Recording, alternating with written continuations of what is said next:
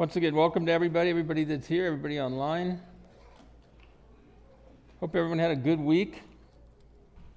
Mine was crazy, but crazy is my new normal. Just a lot going on. Anybody tired of the heat yet? At least we have air conditioning. I was interested, I was looking at the other day, and air conditioning was not a common thing in a house until in the 1950s. And even later in cars. I had to go up to Phoenix doing some shuttle negotiations with family members, and it was so nice to have air conditioning all the way there and all the way back, except when you step out of the car, right, and it's like stepping into a blow dryer. It's like, oof, so hot. I can't imagine living in the Middle East during the summer months. I know that when we were deployed in the Middle East during Desert Storm, it would be like in the 120s. And that's just miserable hot. Anyway, last week we left off with Jacob returning to Canaan to face his brother Esau. Recall that he had battled an angel and learned through that process that he can't base his actions based on his emotions, but instead has to trust God. And that he has to choose his actions consistent with that faith and consistent with God's promises. And the song we just sang is really, you realize that we struggle, we grow in our faith. If you're not struggling, you're not getting stronger. I've shared it before, we have a greenhouse and we raise all these plants, but the plants are really brittle because they don't have wind and they don't have rain. They don't have anything that makes them struggle. And so if you're not careful, it's really easy to break branches off because they're not strong. They have no reason to be strong. And the same is true of us. If something doesn't come along and make us struggle, then we don't build our strength and our faith in God and knowing what He's going to do.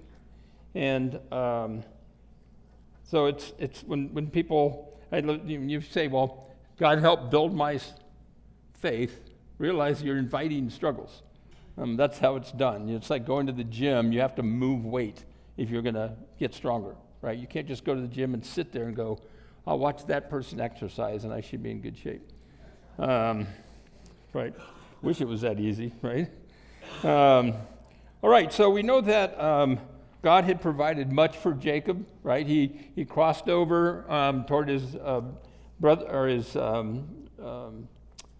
uncle Laban with just his staff, and he comes back now with two wives, Leah and Rachel, and two maidservants that also he had kids with, and all these kids and goats and sheep and all this stuff coming across. So God has really blessed him, and Jacob had to trust God to continue to provide him, protect him, as well as guide him in this process.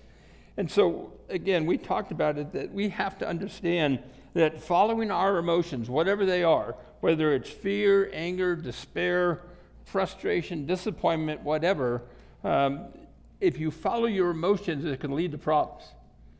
You can get yourself into trouble if you let your emotions guide your actions. And so those 4 simple steps that we have to look at, stop, pray, listen, and act according to what God tells you, really will get you out of a lot of problems.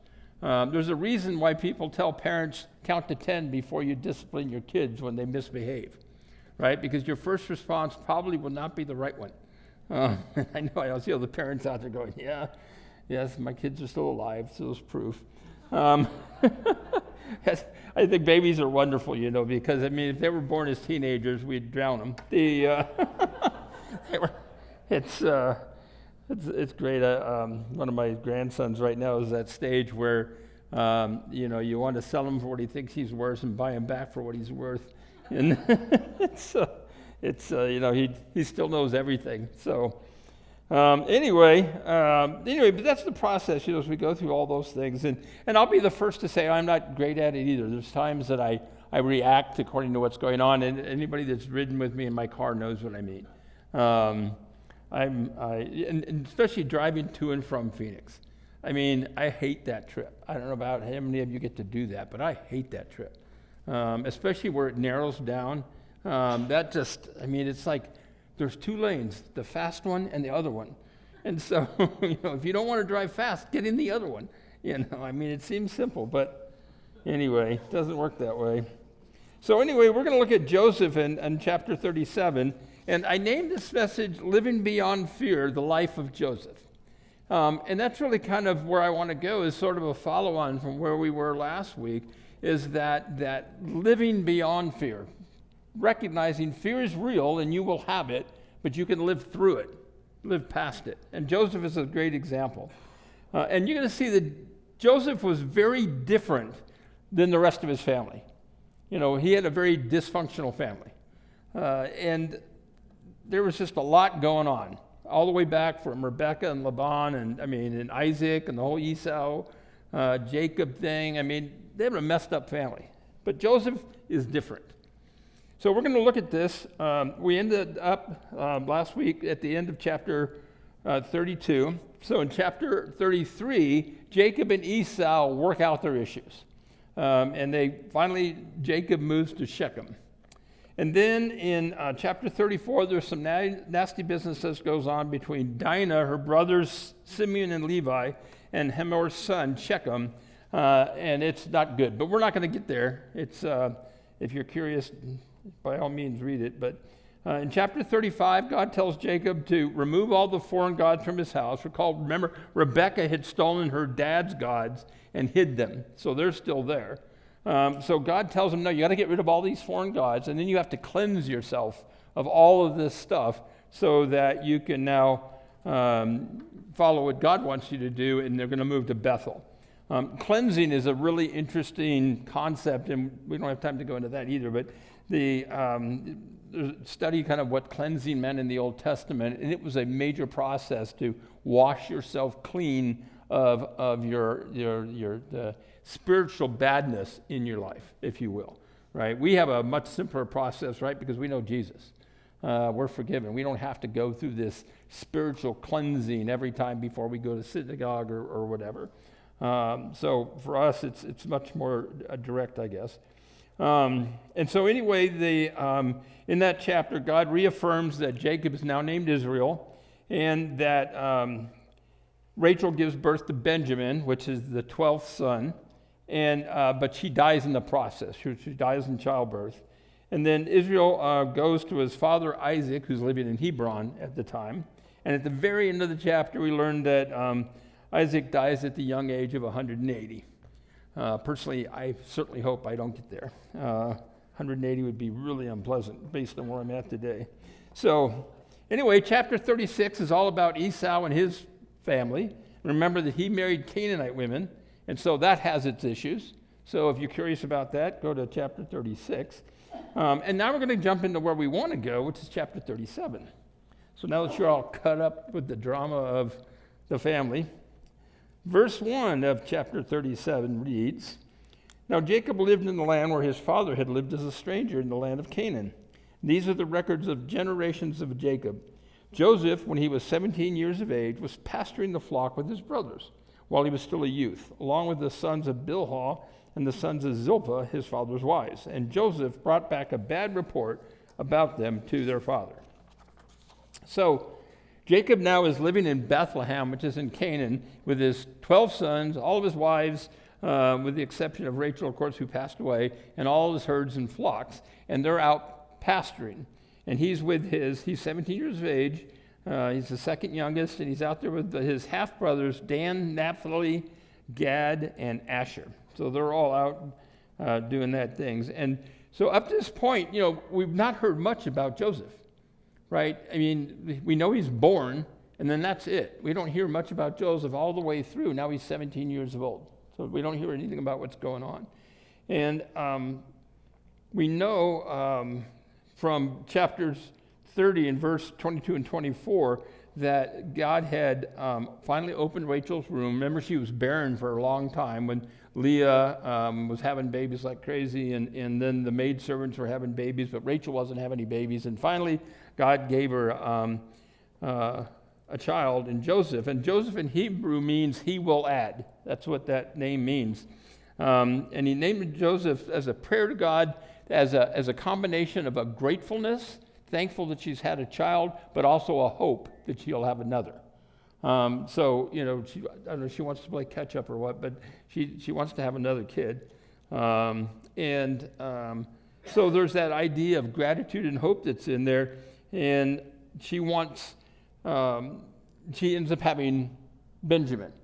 And of course, again, Benjamin cost Rachel her life. And so Joseph returns home from this outing with his brothers and brings back bad news about what his brothers had done. Now, we already know that there's issues in this family, but the 4 brothers go off and do something they're not supposed to do, and Joseph comes home and tattles on them, as if that didn't need to add fuel to the fire, right? We all know if you raise kids, having them come up to and they tell you what some other one of the kids did, and that, especially if they get caught doing something, right? It's like, oh yeah, I did that, but did you know? And then they rat out one of their siblings and try to take some of the heat off, right? So that's what's going on here. So Joseph tells got things going on here. And then there's some major morality issues in this family. So we don't really know what the trouble was he'd done, but we know there was a thing with Reuben and one of Israel's wives, and basically like a stepmom, and so it was, and they still have issues. I mean, and it goes way back. Like I said, it starts with Rebecca and Laban and all the stuff that goes through that. So the family has issues, and it's clear that it hasn't stopped. And so some more flame will be added to the fire here in verses 3 and 4. It says, "Now Israel loved Joseph more than his other sons, because he was a son of his old age. And he made him a multicolored tunic. And his brothers saw that their father loved him more than all his brothers, and so they hated him and could not speak to him on friendly terms." Now, like I said, I was in Phoenix dealing with family issues because we had the same problem. My family cannot talk to itself nicely. And so I was on shuttle diplomacy. We're having to deal with a situation with my mom. And so first I met with my younger brother, and then I went separately and met with my mom, and then I went and met with my sister. And I had to do all these negotiations because we can't all get in a room and have a conversation. It just doesn't work. Pretty soon everybody interrupts, and so anyway, I was up there doing that. And we see this is common, right? A lot of families have this issue. We can't be nice to each other.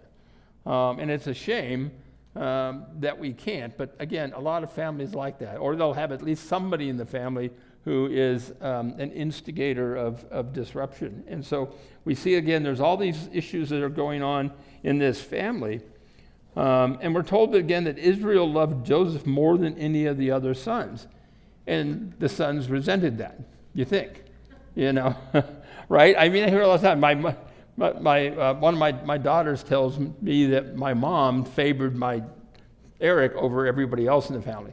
And I'm just like, let it go, And so it's funny. But again, so Israel shows favoritism, and he makes this famous coat of many colors, right? This colorful tunic that he's wearing. And of course, we know that plays in the story as we go along here. And so then in the next verses, as if things already weren't going bad enough, we're going to add to it. So Joseph has these dreams, has 2 dreams, and the family, of course, just loves these dreams. So the first dream, Joseph has the dreams where all of his brothers are sheaths of wheat, and these sheep represent the sheep. I'll speak that fast. The sheath of wheat representing the brothers is bowing down to him as another sheet of wheat.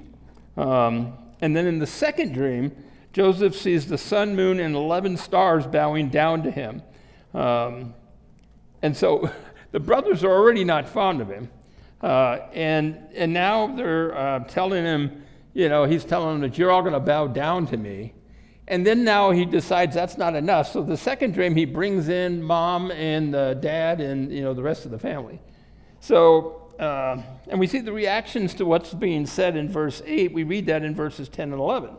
In verse 10, it says, he also told to his father as well as to his brothers, and his father rebuked him and said to him, "What is this dream you have had? Am I and your mother and your brothers actually going to come and bow down to the ground before you?" And his brothers were jealous of him, but his father kept the matter in mind. So Joseph shares this second dream, and it doesn't go well. And I'm not sure either he's naive, thinking that everybody's going to be excited because he's got this dream that he's, like, oh, you got to hear what happened to me, kind of thing. Or whether or not that they would welcome God's prophetic voice.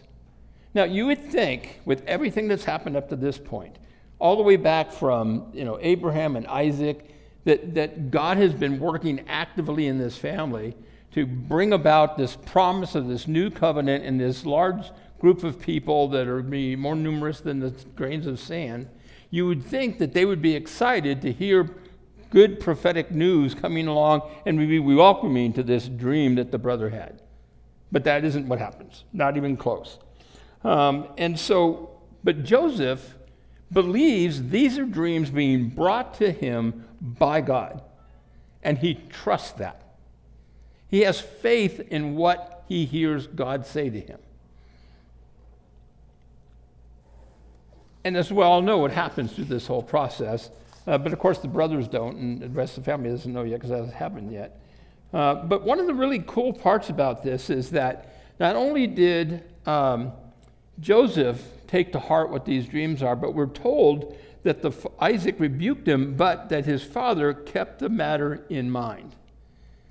Now, to me, that means Israel understood that this was a prophetic voice, that this was actually going to become something.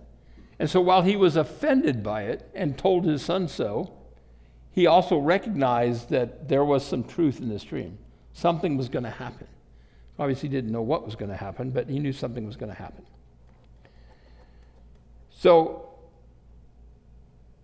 again, Israel had been provided for abundantly, right? He had 12 sons, 1 daughter, and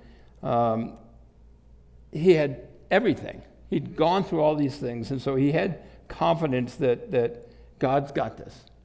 He's not liking it, but he knows that somewhere in this, God's working. And so I think that's really important because of he recognizes that Joseph's dreams are a prediction of something that's to come.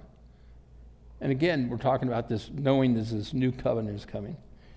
And of course, we all know what happens. It's obviously turns into a very big thing. So anyway, we're going to pick up, now the plot gets more interesting yet. Verse 12, then his brothers went to pasture their father's flock in Shechem, and Israel said to Joseph, are your brothers not pasturing the flock in Shechem? Come, and I will send you to them. And he said to him, I will go. Then he said to him, go now and see about the welfare of your brothers and the welfare of the flock, and bring word back to me. So he sent him to the valley of Hebron, and he came to Shechem. So the older brothers are out there with all the flocks pasturing. Israel wants to know how everybody's doing and how the flocks are doing.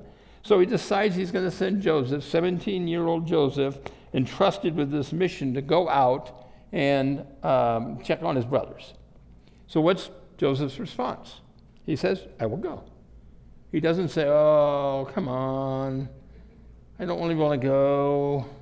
My favorite show's on. I got other stuff to do, No, he says, I'll go. And he knows his brothers hate him, right? He knows that he should have real concerns.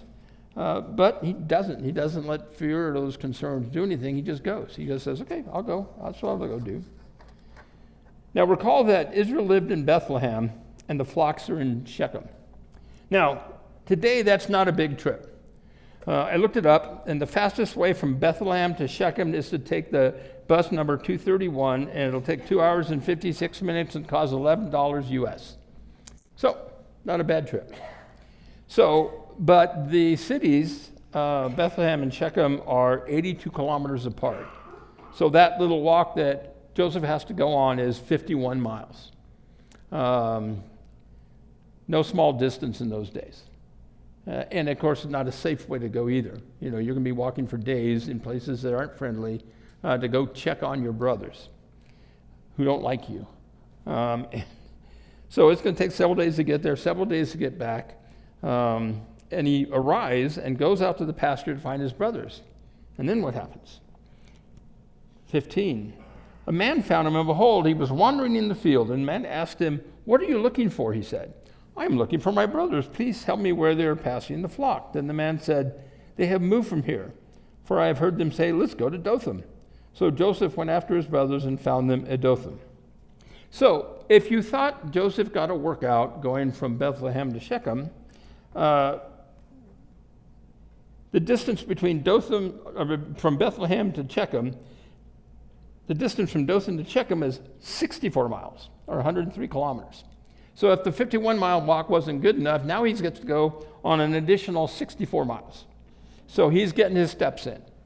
And the other thing is that, Israel telling him to go knows he's not going to see his son for a few weeks. I mean, this isn't an easy trip. And he's going to, go on a long way to go do it. So he knows it's going to be a while. But he's waiting for his son to return. His, the second youngest son is out on this dangerous mission to go find his brothers, find out how things are going, and bring back the news. And again, Joseph said, yeah, I'll go, no problem. It's only, whatever it was, 115 miles. It's like walking to Phoenix, it's, that's a trip. And later, we know that Joseph's his favorite son. Rachel passed away, giving birth to Benjamin. Benjamin, of course, later gets used as a pawn in this whole thing that happens in Egypt, if you remember that part of the story. So it's really a lot going on right now, but it gets worse, as we all know. I'm assuming we all know, but anyway, we're going to get into the meat of it. So Joseph's brothers are not fond of him, and they have some bad behavior in store. Verse 18. When they saw him from a distance, and before he came closer to them, they plotted against him to put him to death. They said to one another, here comes the dreamer. Now then, come and let's kill him and throw him in one of the pits, and we will say a vicious animal devoured him, and then we'll see what will become of his dreams. I told you the family has issues. Not good, right? So the brothers see Joseph approaching in the distance, and instead of thinking, hey, well, look, our brother just walked 115 miles to see how we're doing, they think, hey, we should kill him and lie to our dad about what happened. Nice family issue. So again, like I said, Joseph walked the equivalent of walking from Tucson to Phoenix, probably in similar weather, and to visit his brothers, and they're planning to kill him. And of course, they don't know where all this is going, but we do, because we have the book of Genesis to tell us. But the point of here is, as we go into this, is that the perspective of Joseph, right? And that's why I named this Living Beyond Fear, right? Because if you're Joseph, and we're going to discover that as we get into these next verses, you have to become seriously concerned about what's happening next. Verse 21. But Reuben heard this and rescued him out of the hands by saying, let's not take his life. Then Reuben said to them, shed no blood, throw him into a pit that is in the wilderness, but do not lay a hand on him, so that later he might rescue him out of their hands and return to the father. So Reuben shows, at least he's got some right going on, because he goes, okay, let's do this. Instead of killing him, let's throw him in a pit, and then I'll sneak back when they're not looking, and I'm going to get him out and send him on his way. So he wants to keep him from dying. Now, the pit was probably like an abandoned well. Think of it like a cistern or something like that had been empty of water. And so they were going to just throw him in there, and then, again, Reuben was going to come back and rescue him. But this gets changed. We read that in verses 23 and 24. So it came about when Joseph reached his brothers that they stripped him of his tunic, the multicolored tunic. They took and threw him into the pit. Now the pit was empty without any water in it. So, of course, they take the jacket, the multicolored tunic, and then the next part happens. Verse 25. Then they sat down to eat a meal, but as they raised their eyes and looked, behold, a caravan of Ishmaelites was coming from Gilead with their camels carrying laudanum resin, balsam, and myrrh on their way to bring it down to Egypt. And Judah said to his brothers, what profit is us to kill our brother and cover up his blood? Come, let us sell him to the Ishmaelites and not lay our hands on him, for our brother, our own flesh. And his brothers listened to him. Then some Midianite traders passed by, and they pulled him out, lifted Joseph out of the pit, and sold him to the Ishmaelites for 20 shekels of silver. And so they brought Joseph into Egypt. So Reuben's plan falls through. He doesn't get to rescue his brother and send him home to dad. Instead, this other plan comes up because this traveling merchants come and they think, okay, well, yeah, it's probably, we shouldn't kill our brother. He is our brother, so let's not do that. Let's instead sell him as a slave to these traders going by and make some money out of the deal. And that way we didn't kill our brother and we got some cash. And Joseph is now on his way to Egypt. And of course the brothers have no idea that they're setting a plan in motion which is going to set the history of Israel for the next 500 plus years of what's going to happen. And they don't know that they are working according to God's plan. They're just being them. But God is working in Joseph's life.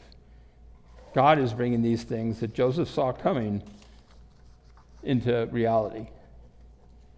But then what happens, right? We know from the story as we go on here that Joseph is bought by Potiphar, one of the big government officials. He gets accused by Potiphar's wife of doing something with her because that he didn't want to do and said no, and so in getting even with it, she says this is what he did, and he gets thrown into prison for it. He's stuck in prison for several years before someone remembers he's good at telling dreams, interpreting dreams, and he gets out of prison and goes to work for the Pharaoh, and before you know it, he's the second in command of Egypt. And we know all the cool things that happened with the 7 fat cows and the 7 skinny cows and all of that sort of stuff.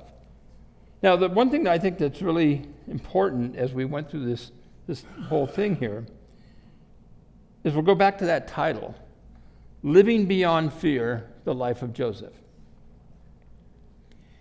Joseph demonstrates this quiet dependence on God. He had every reason to think, what the heck is going on? First, his brothers try to kill him. Then they decide, no, I think I'll sell you to be a slave. He goes and ends up refusing to do what Potiphar's wife wants, so gets thrown in prison. All this stuff is happening to him, and all through this, Joseph remembers the promise. And he had to be fearful. He had to wonder what was going on. But that didn't stop him from doing what God had commanded him to do. And he knew that's what was happening. So he just continued on and did what he had to do. We never hear that he complained. He didn't complain about having to walk 115 miles. We don't hear that he fought with his brothers when they tried to throw him in a pit. We don't hear that he tried to escape from the slave traders. He didn't give in to Potiphar's wife, which would have saved him from all the trouble he went through. He didn't do any of those things, which would have been maybe a natural reaction to do because he believed he was on the path that God had him on. And that's what I think is really cool about this whole thing is that he is living beyond fear. He is doing the right thing because it's the right thing to do. Colonel David Hackworth is quoted as saying, bravery is being the only one who knows you're afraid. You're doing the right thing even though you have fear about what's going on. You're doing the right thing. So if Joseph was afraid, he didn't show it. He certainly didn't let it drive his behaviors. And we read him, again, like I said, he went along with everything that happened and didn't fight. He just continued to do the right thing regardless of how he may have felt about it because his faith in God was there with him. And again, I'm sure he had questions in his mind. Why is this happening? But he just continued one step at a time.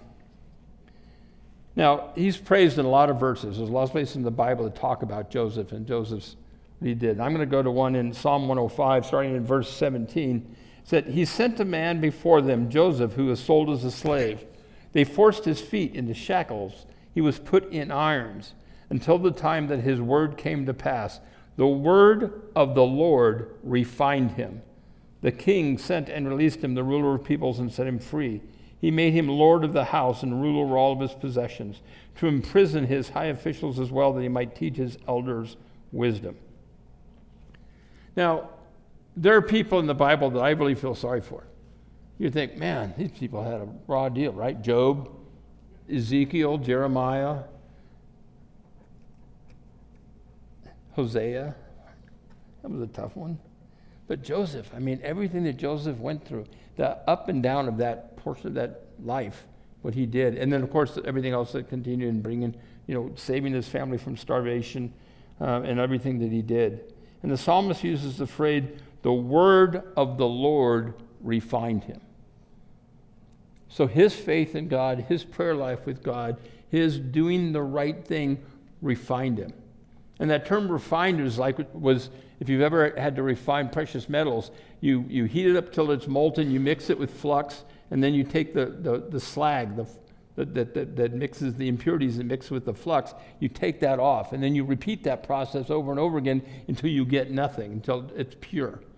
And that's that same idea that process that he went through, all these struggles, all this time, all these things walking faithfully was refining him, making him better, closer to God, more aware, behaviors more consistent with what God wants him to do. And we're in that same process. We should be anyway.